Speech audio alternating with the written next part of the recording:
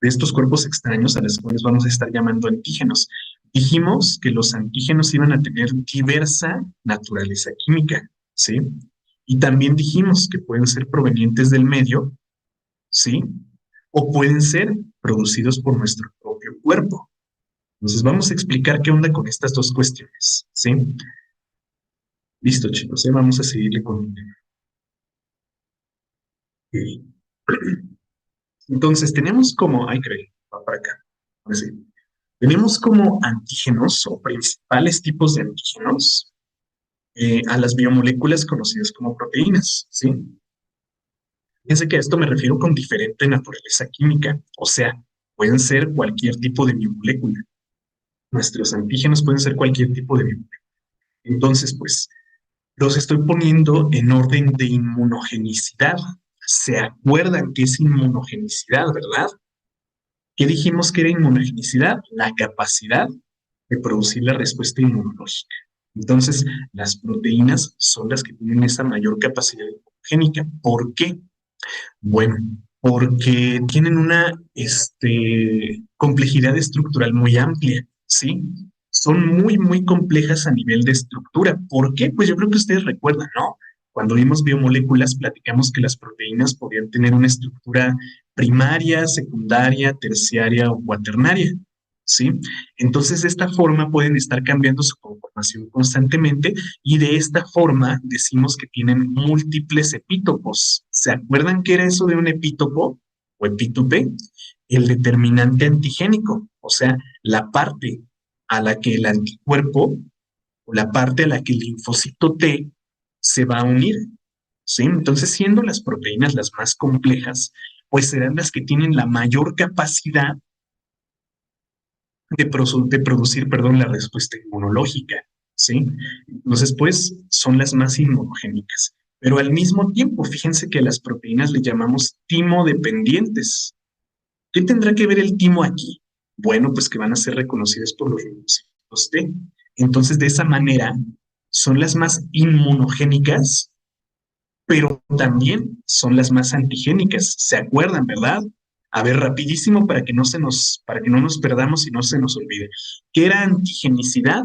La capacidad de reaccionar con algún producto de la inmunidad, ¿no? Anticuerpos o linfocitos B, ¿sí? Eso es antigenicidad. O sea que las proteínas son las que tienen la mayor capacidad de reaccionar con un anticuerpo o con un linfocito B. También decimos que son las más inmunogénicas. ¿Qué es la inmunogenicidad? La capacidad de producir la respuesta inmunológica, ¿sí? Entonces las proteínas, fíjense que tienen estas dos características de manera simultánea y que lo tienen de manera más intensa. Entonces estas son las más inmunogénicas, ¿sí? Fíjense, las proteínas son las moléculas más inmunogénicas, ¿sí? Y al mismo tiempo también las más antigénicas. ¿Por qué? Porque tienen múltiples epítopes. ¿Qué significa eso? Bueno, pues que pueden estar variando su estructura, ¿sí? Pueden estar variando su estructura y por eso van a tener diferentes determinantes o van a funcionar de diferente forma como determinantes. Bueno, los siguientes en cuanto a inmunogenicidad, permítanme un poquito, espérenme.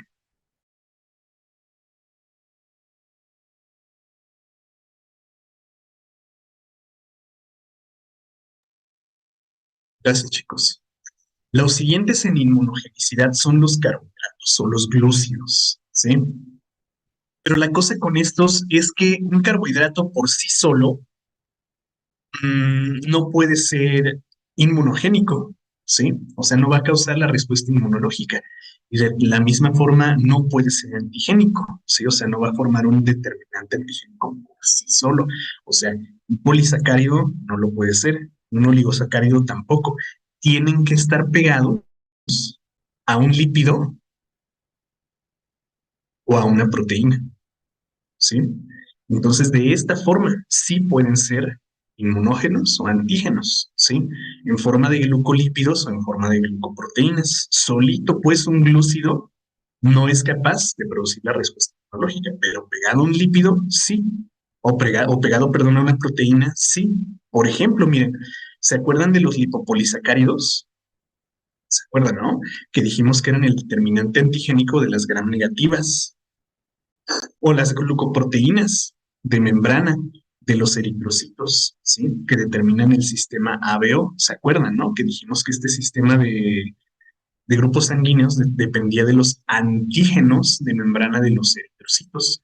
Entonces, en forma de glucolípidos o en forma de glucoproteínas, sí que son inmunogénicos. Por sí solos, no. ¿Sí? Y lo mismo con los lípidos, chicos, ¿sí? Lo mismo con los lípidos. Por sí solos no lo van a hacer, pero pegados a una proteína, ¿sí? Ojo, a una proteína, pueden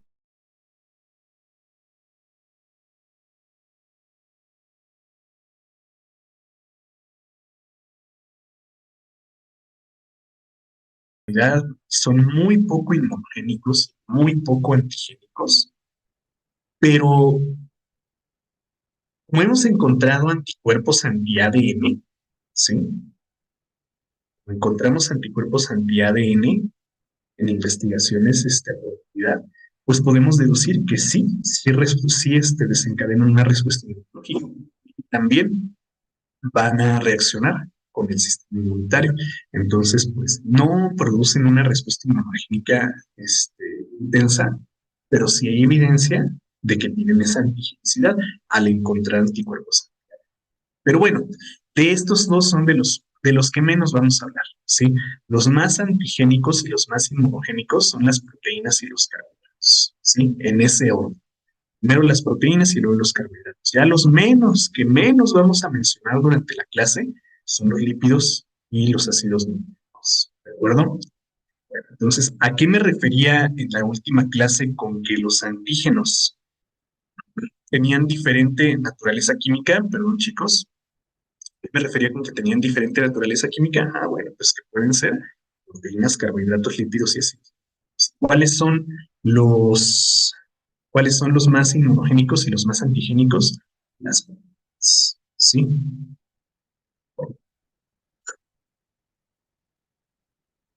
Perdón, chicos. A ver, me hacen una pregunta por acá. Me preguntan, ¿cuál es la diferencia entre un linfocito y un anticuerpo? Bueno, el linfocito es la célula, ¿sí? El linfocito es una célula, ¿no? Y el anticuerpo es el producto de su metabolismo. O sea, el linfocito en su citoplasma, por medio de sus organelos, como el aparato de Golgi y el retículo endoplásmico, va a ser capaz de producir proteínas que nosotros destacamos como anticuerpos. Entonces, la célula es el linfocito y el mecanismo de inmunidad es el anticuerpo, ¿sí? Entonces, un anticuerpo es una simple proteína, mientras que el linfocito es la célula encargada de producirlo, ¿de acuerdo? Ya con más detalle lo vamos a ver más adelante, pero básicamente es eso.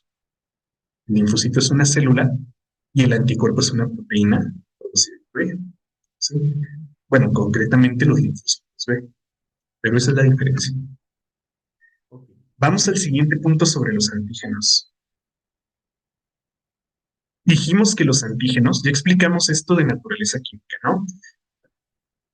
Ahora, los antígenos pueden ser provenientes del medio o pueden ser generados por el propio organismo. A ver, ojo con esto, ¿eh?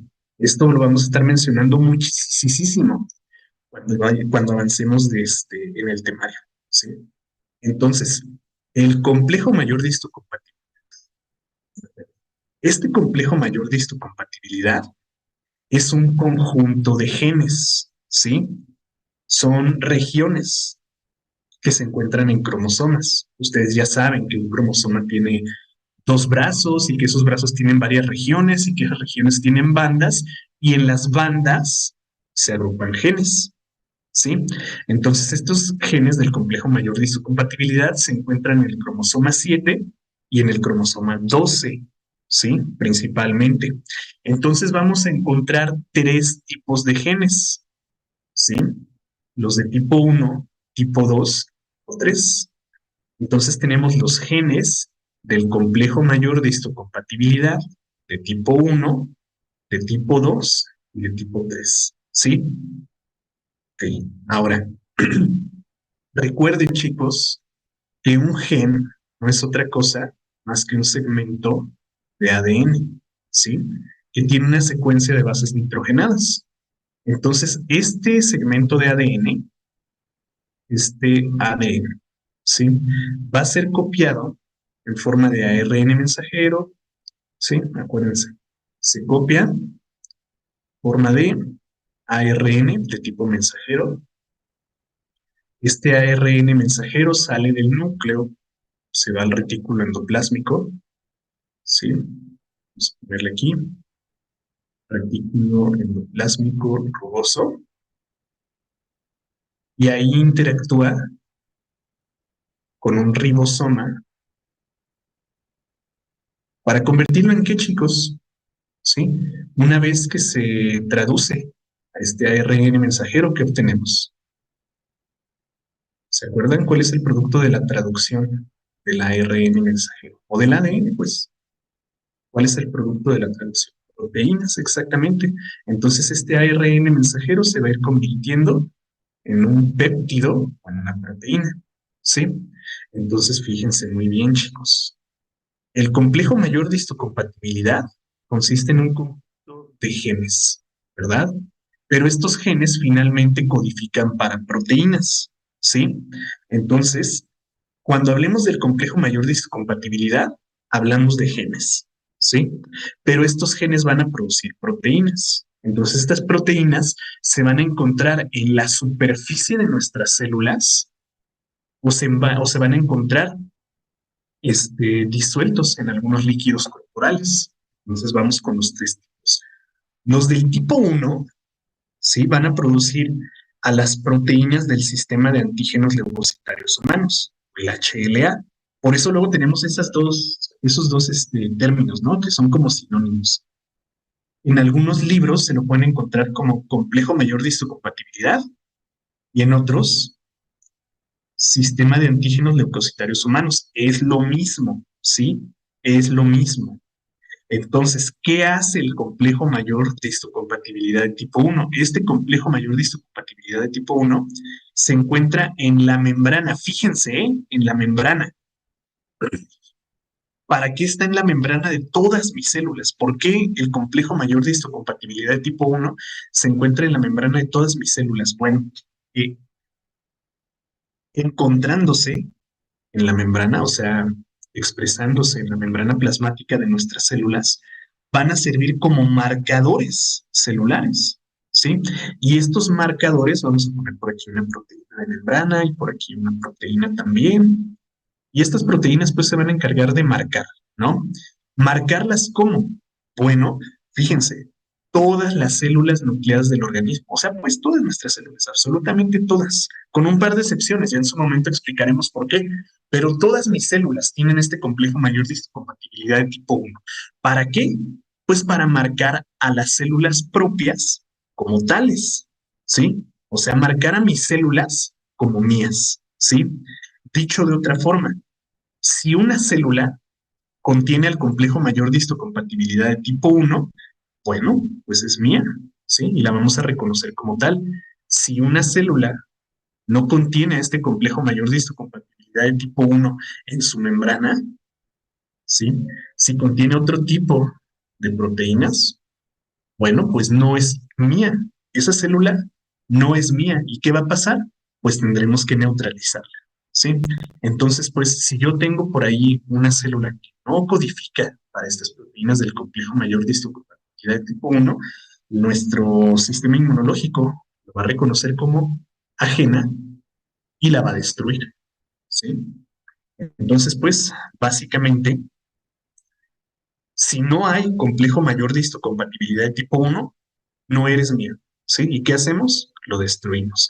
El complejo mayor de histocompatibilidad de tipo uno, pues, si no se expresa en una célula, significa que esa célula no es mía. Marca a mis células como propias, ¿sí? Marca a mis células como propias, ¿de acuerdo? Entonces podemos decir, chicos, que el complejo mayor es la capacidad de discernir lo propio de lo ajeno, ¿sí? O sea, determinan qué es mío y qué no es mío, ¿sí? ¿Cómo? Pues expresándose en la membrana de mis células, ¿de acuerdo? Pero pero, también el complejo mayor de histocompatibilidad de tipo 1 tiene la capacidad de discernir lo propio que es patológico de lo propio que es fisiológico, ¿sí? Escuchen bien, es capaz también de diferenciar lo propio fisiológico de lo propio patológico, o sea, que reconoce lo mío que está sano, pero también lo mío que está enfermo, ¿sí? Y si reconoce algo que está enfermo, pues no sirve para formar un tejido y también habrá que destruir, ¿sí? Entonces, complejo mayor de compatibilidad, exactamente me dicen es acá como una credencial, exactamente. Me dicen acá es como en el Sams o en el Costco, si no traes tu membresía te sacan, algo así, exactamente. Es como la membresía, ¿no? De nuestras células. Si no las tienen, bueno, pues habrá que mentalizarlas. Como la INE de la célula, exactamente, como lo que la identifica, pues, como tal. Es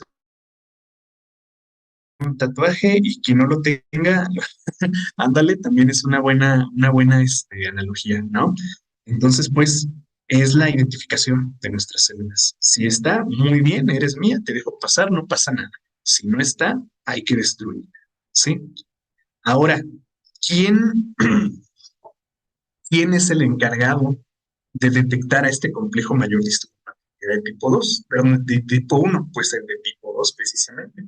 El complejo mayor de histocompatibilidad de tipo 2 se va a expresar en las células inmunológicas, ¿sí? Que vamos a ir revisando más adelante paso a paso. Entonces me refiero a células como los linfocitos B y T, como los macrófagos, como los neutrófilos, como las células dendríticas, como los mastocitos, etcétera, etcétera, etcétera, ¿no? Entonces, todas nuestras células inmunológicas van a tener en su membrana a estos receptores de membrana, al de tipo 2. Entonces, con el de tipo 2 podemos estar sensando, ¿sí? Podremos estar revisando a las proteínas de tipo 1 para que estén o no estén presentes. Y como decíamos, ¿no? Si están presentes, perfecto, es una célula mía. Si no está presente, no es una célula mía y habrá que destruir, ¿sí? Entonces, en el tipo 2 se encuentra, perdón, las células inmunológicas, ¿sí? Todas las que vamos a ver más adelante. ¿Qué función tienen? Es reconocer, ¿sí? A los antígenos, perdón, bueno, sí, a los antígenos del sistema leucocitario humano de tipo 1, o sea, el complejo mayor distribuibilidad de tipo 1, son las que están revisando, son como los policías, pues, ¿no? Acá esta de tipo 1 es como la credencial para votar, pero este de tipo 2 es como una placa de policía, ¿no? Que lo identifica como tal. Entonces, fíjense que estas dos, las de tipo 1 y de tipo 2, se encuentran en la membrana, ¿sí? Tipo 1 y tipo 2 se encuentran en la membrana. Ahora, los de tipo 3, ¿sí? Van a codificar también para proteínas, ¿sí? También para proteínas, pero estas para proteínas solubles, ¿sí? ¿Qué quiero decir con eso? Estas de tipo 3 codifican para proteínas solubles, ¿sí? ¿Qué significa eso? Bueno, pues que no van a estar pegados a la membrana, ¿sí? Sino que se encuentran circulando en los líquidos corporales, como la sangre, como la linfa, como el líquido pleural, como el líquido sinovial, etcétera, etcétera, pues, ¿sí? O sea, no están pegados a las células como estos, ¿sí? Estos están circulando. Y vamos a ver que estos van a codificar, por ejemplo, para las proteínas del complemento, para citocinas, para factores quimiotácticos, para los factores de la coagulación, etcétera, etcétera, ¿no? Entonces, pues, estas van a ser proteínas solubles, como decíamos, que apoyan a la función del sistema inmunológico, ¿sí? O que tienen una función inmunológica, ¿de acuerdo? Entonces, pues, decíamos que los antígenos pueden ser, o bueno, pueden provenir del medio externo o de mi propio cuerpo. ¿Cómo sabemos cuándo se trata de un antígeno? Pues con el complejo mayor de histocompatibilidad de tipo 1. Si está, es una célula mía, ¿sí? Y la podemos dejar pasar, o sea, no va a pasar nada. Si está, es mío, lo reconocemos como tal. Si no está, es ajeno y hay que destruirlo, ¿sí? ¿Cómo lo identificamos? Con el complejo mayor de histocompatibilidad de tipo 2. Y bueno, el complejo, o bueno, los genes del complejo mayor de histocompatibilidad de tipo 3 codifican para proteínas, ¿sí? Proteínas solubles que no están fijas a células que andan por ahí circulando para llevar a cabo una función inmunológica. ¿De acuerdo, chicos? ¿Vamos bien? ¿Se entendió qué onda con esto? Porque lo vamos a mencionar muchísimo, durante el transcurso de este tema. ¿Sí quedó bien claro? Complejo mayor de histocompatibilidad de tipo 1, 2 y 3. Bueno, yo creo que sí. Si no, chicos, pues ya saben, ahí queda la presentación para que la estudien. Y tienen un montón de libros para que profundicen al respecto. ¿Sí? Vamos a dejarle ya por hoy hasta aquí, se nos está acabando el tiempo y le seguimos en nuestra próxima. Sí, de mi parte, pues, sería todo el día de hoy y nos vemos.